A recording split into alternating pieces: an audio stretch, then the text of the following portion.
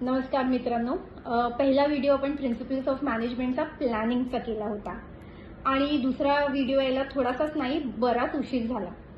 या उशिरामागे पण एक प्रिन्सिपल्स ऑफ मॅनेजमेंट लपलेला आहे, ज्याला आपण म्हणतो ऑर्गनायझिंग म्हणजे संघटन. कोणतेही काम आपण जेव्हा प्लॅन करतो तर ते प्लॅन वास्तव्यात आणण्यासाठी आपल्याला काही गोष्टींची गरज लागते. ते साऱ्या गोष्टी आपल्याला एकत्र आणून मगच आपल्या प्लॅनवरती आपण काम करू शकतो. जसं मॅनेजमेंटमध्ये म्हणतात 5M. 5M म्हणजे मेन, मटेरियल, मशीन, मनी आणि मेथड. तर जेव्हा मी पहिला व्हिडिओ केला, माझ्याकडे कंटेंट होता, मला माहिती की मला काय बोलायचंय, कसं बोलायचंय. प्लॅनिंग तर मी खूप चांगली केली, पण कुठे ना कुठे ऑर्गनायझिंग माझ्याकडून राहून गेलं.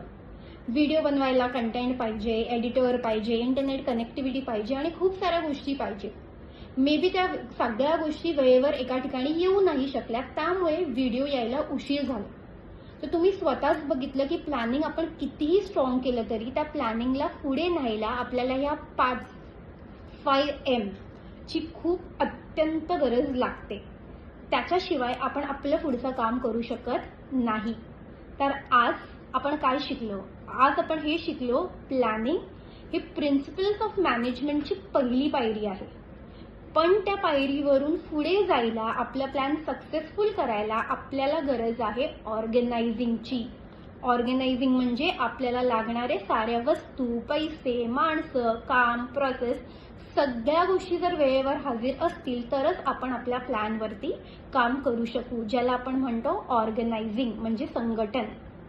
काही लोक ऑर्गनायझेशन आणि ऑर्गनायझिंग मध्ये कन्फ्यूज होतात.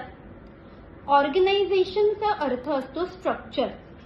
तुम्ही तुमच्या शाळा कॉलेजमध्ये बघितलं असेल, प्रिन्सिपल मॅम असते, त्यांच्या अंडर व्हाईस प्रिन्सिपल मॅडम काम करतात, त्याच्या अंडर सुपरवायझर असतात, सुपरवायझरच्या अंडर सिनियर टीचर, सिनियर टीचरच्या अंडर जे असतात ते ज्युनियर टीचर्स काम करतात. तर हे जी एक प्रोसेस आहे किंवा ही जी लोक वेगवेगळ्या लेवल्सवरती काम करतायत त्याला ऑर्गनायझेशन असं म्हणतात.